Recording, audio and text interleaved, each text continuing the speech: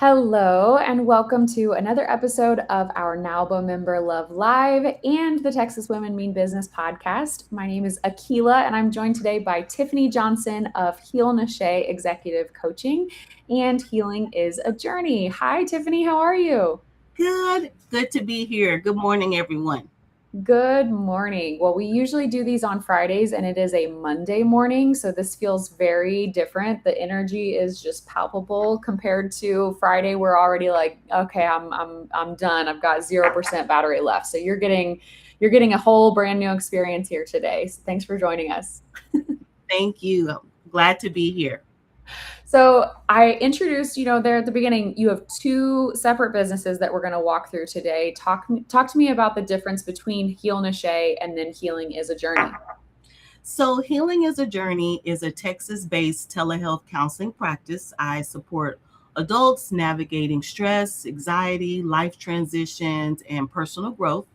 And I focus on helping clients improve well being and move forward with confidence. And I work with all ages as well. And then Hill Nashe Executive and Performance Coaching, it provides executive and performance coaching for leaders, entrepreneurs, high performing professionals. And I do specialized coaching for neurodivergent professionals and leaders. And I can talk about neurodivergence for those that may not know that particular term. But I help clients strengthen leadership skills, executive functioning, productivity, focus, communication, decision making, professional confidence. So I work with executives, entrepreneurs, healthcare professionals, attorneys, educational leaders, and other professionals in demanding careers. Okay. And I love the name Heal Nashe. It just kind of like flows. Tell me a little bit more about where that came from. Well, I love the word healing because I feel like that's such a powerful word that, a lot of just human beings in general, you want to heal through obstacles and hurts and things that have occurred in your life. So it's a combination of healing, which is part of my therapy business, and then Nashe, my middle name. Oh, very cute. Okay. So, healing is a journey. I'm sure getting to the point of business ownership was a journey for you as well. Is that something that you always knew you would want to do, or have you kind of come to business ownership in a sort of roundabout way? So I started my career in education. I worked for 21 years as a teacher, then a school counselor, and then just a leader in the school system. And I knew one day that I wanted to work and help others through difficult times in their life. And I kind of just one day just kind of popped in my head like, hey, I have my credentials to be able to go out and do this. I've already been partially doing this in my educational career. Why not give it a try? And I thought I'd go out there and give it a try. And, after talking with family, and they were like, you're already doing this, branch out, start a business. And I did.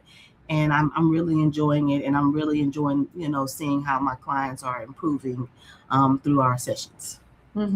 Yeah. What I feel like there's so many women, even some of the different like mom groups that I'm part of. I see women in education posting all the time. I'm ready for something different. I'm ready for something different. What advice would you give to a woman who might be tuning in and she's been in that, career space for a long time and she's thinking about going off on her own? The advice I would give is do it. Just do it. Gather your information and do it. Go for it. Because I'm a mom and I was ready for something different too. I enjoyed what I did, but I wanted something that could also give me the flexibility to juggle both worlds, Mhm. personal and professional growth. And I said, you know what? I talked about it, like I said, with my family and my husband, and I I just went for it. And so what I would tell other moms is once you gather your information and you feel like you're in a comfortable space or you can take the risk to be in a comfortable space, just do it. And that's what I did. I just dove in and I couldn't believe it because normally I would be like, no, because I like keeping things structured and no, I can't. But it's just do it. Just try it. Mhm. What has been the most surprising thing to you about business ownership? Um, that is not as hard as I thought it would be. All Um, right. it Okay. is time consuming, but Yes. it's good because you're doing something that you're passionate and that you love. You're your own boss, and it's a lot of really good resources and organization like this one, National Association of Women Business Owners, that are extremely resourceful and helpful, and you can make connection with other people that you can consult with and talk to and vent to. So it's not as hard as like before. If you would ask me 10 years ago, I'd be like, and no. Yeah. But things change. It's about growth mindset and changing your mindset, and just not being afraid to just do it, Mhm. and utilize the resources that's out there, and it's tons. Yeah. Yeah, I can definitely relate to that. So you mentioned for your executive coaching, you've got a little bit of a specialty with neurodivergent, high performers, executives. What would you say is your specialty on the healing as a journey side? Same one, same Okay. one. So Okay. one is just therapeutic, on the medical side, and then on coaching is just pure coaching, where I help neurodivergent individuals. I coach them through executive functioning skills they might be having trouble with in the workplace. Okay. Okay. And what made you feel like you wanted to serve both in that coaching capacity and the therapy capacity? What is it that you're able to do in one that you might not do in the other, or vice versa? Well, one thing, because I see all ages, I get to see the whole scope. So I service adults through young children. So in the therapy business, I get to help parents with early intervention. Does my child have ADHD, or my child has autism or OCD or dyslexia? So I get to help with the early stages, work with them and coordinate with professionals to help with diagnosis, medication management, and for them to function in the school setting, which in turn will, as they become an adult, in the workplace setting.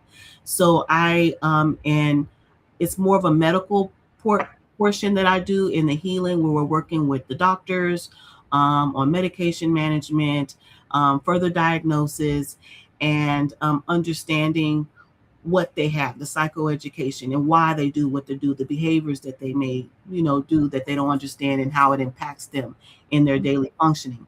On the coaching side, typically a person would have already, these are adult professionals that have already may have went through those phases in their early years of their life, where now, because neurodivergent is a lifelong journey, and now you may know all these things, that have the psychoeducation, have the medication, but now you're just daily functioning, how to persevere through the lifelong symptoms you may have due to the neurodivergence.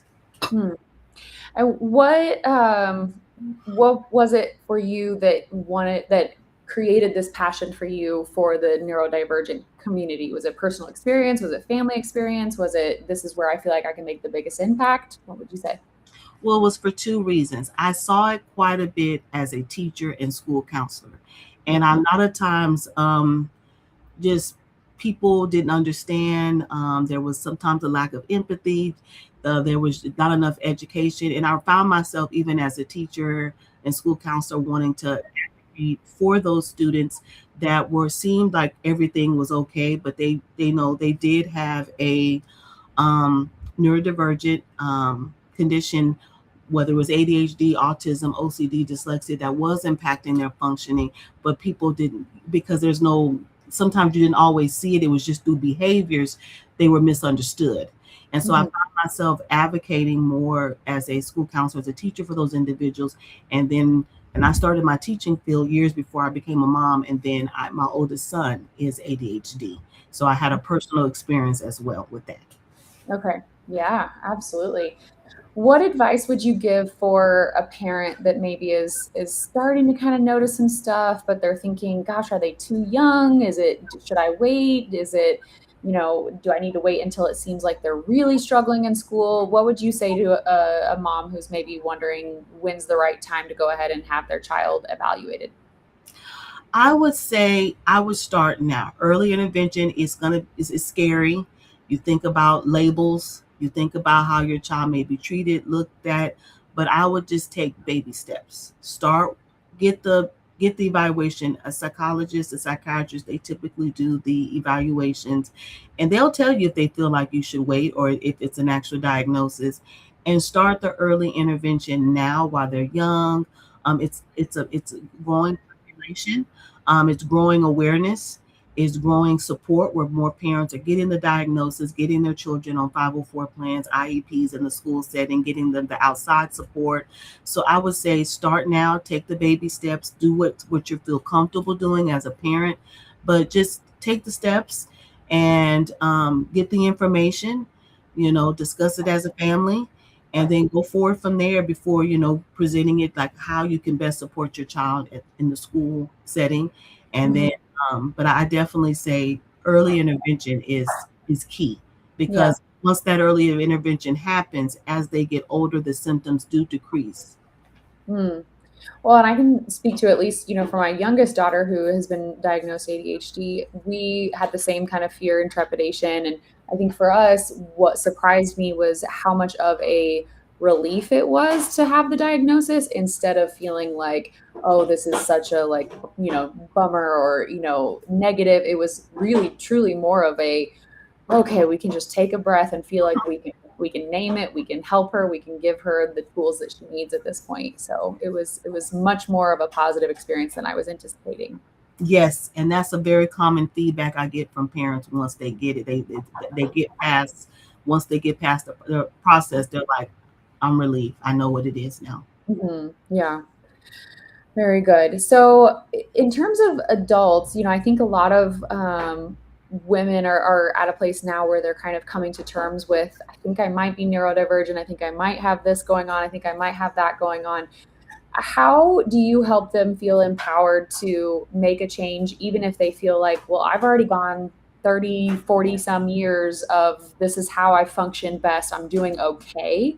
How do you help them kind of break through to feel like, no, there's really truly another level that you could get to if we were willing to give this a shot?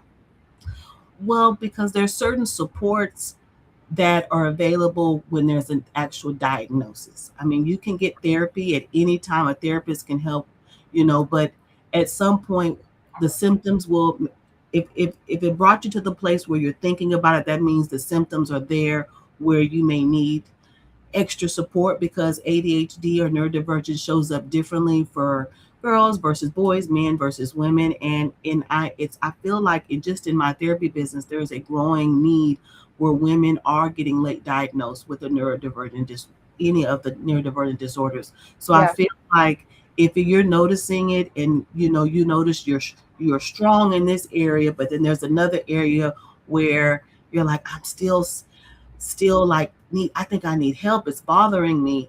That's Mhm. when get the diagnosis, because that at that point the therapist can even tailor even more Mm. specifically your treatment, so you're getting specific treatment to what it actually is. And then for those that are open to medication or supplemental medication, there's actual support in that area where you can go see the psychiatrist for medication management once Mm. there's an actual diagnosis. Gotcha. Can you give us an example maybe of either on the, youth and younger, population, or as an adult, can you give us an example of a patient that you've been able to help? So an example of an actual client that I've helped, a younger person. Either way, yeah, and of course we understand, keeping anonymous and privacy and all that stuff, but yeah, anybody that you could point to as a, good example of how you've been able to support them. So I have, like I said, I see all ages. One thing that's moving for me, I have helped families with children as young as 4, 5 years old with diagnosis, when it was just not, maybe that culturally, that's just not what people did, and Mm, or talked about or addressed or put a label on. You just work through it. So I feel like there's been some cultural barriers where people have been open to talk about it, get diagnosed as early as 4 or 5.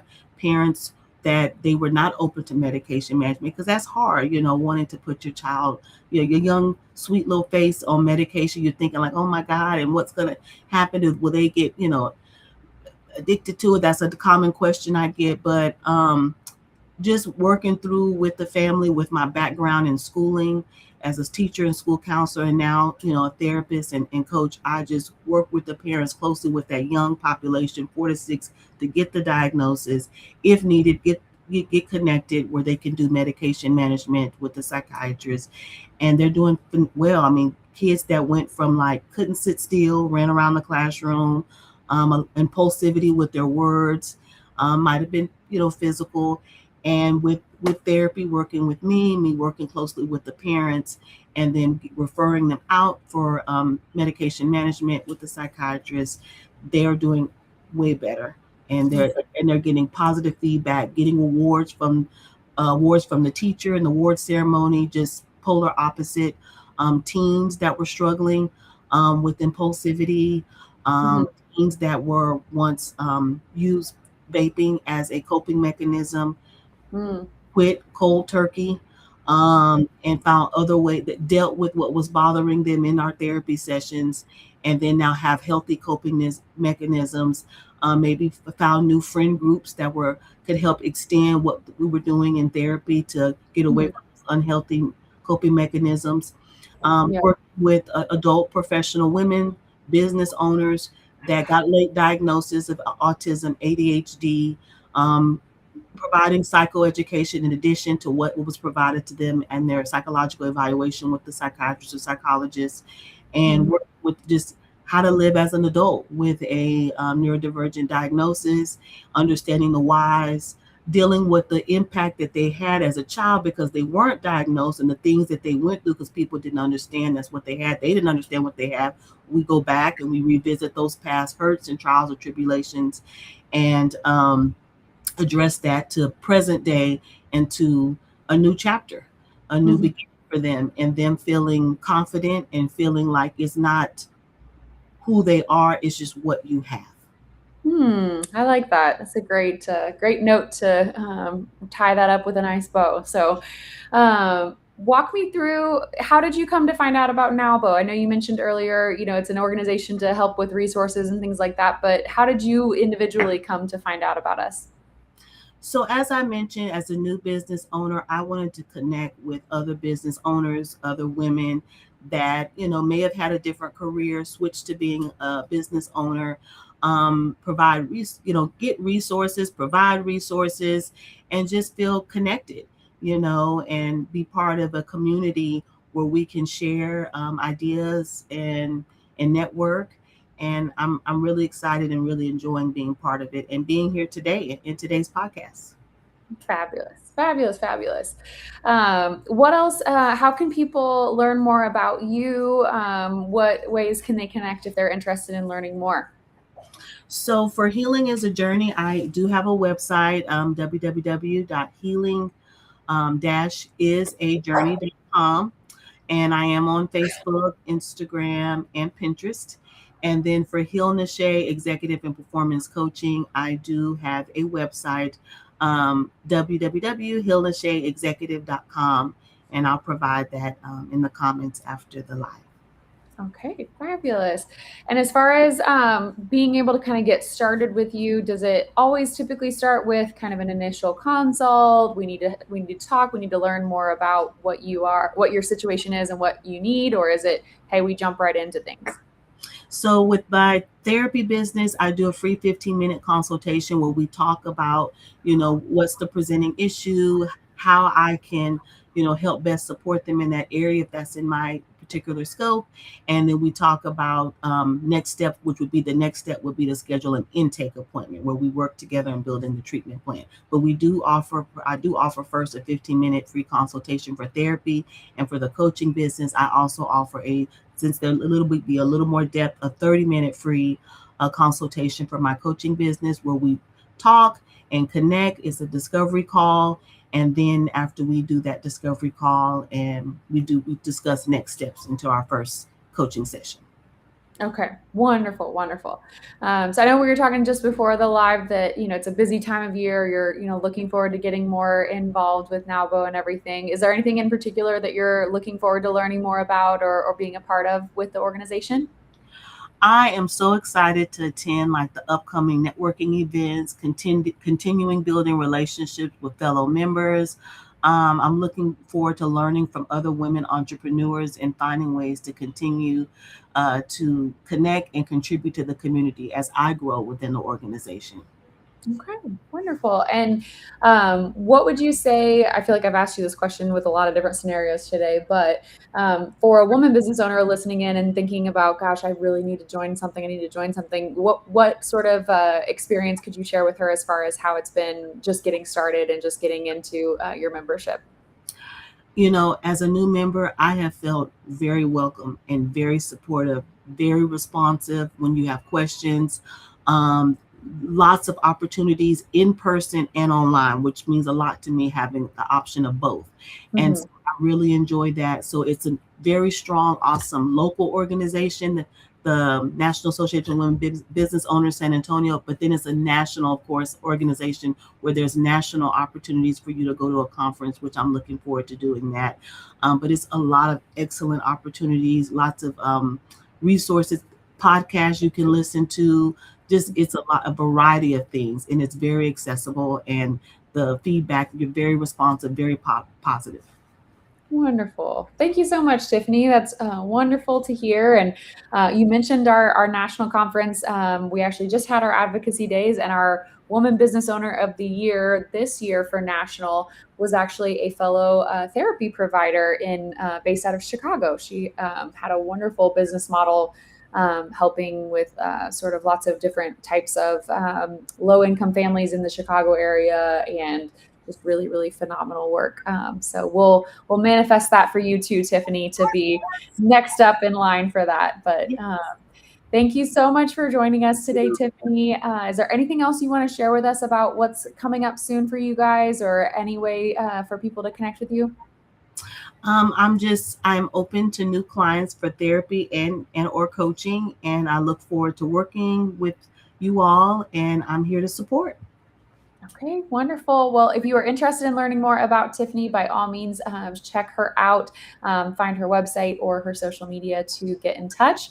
And then if you are curious to learn more about NAWBO, there is a QR code up above if you are watching our live stream to find out more about some of our upcoming events. We've got monthly meeting coming up in July. We've got lots of stuff in the works for the fall as we kick off our new programming year. And then if you are tuning into the podcast, you can just go to nowbosa.org to find out more, or check the show notes and we will have more information there as well. So thanks again so much, Tiffany, for joining, and we will talk to you soon. Thank you.